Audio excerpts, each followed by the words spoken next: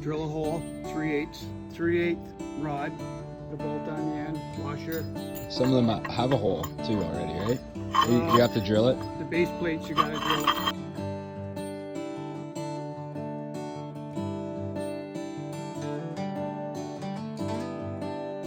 So you could do it either way, probably doesn't really matter, we're just doing two different setups here. 2 inches here, so you can get your candle in and out of there.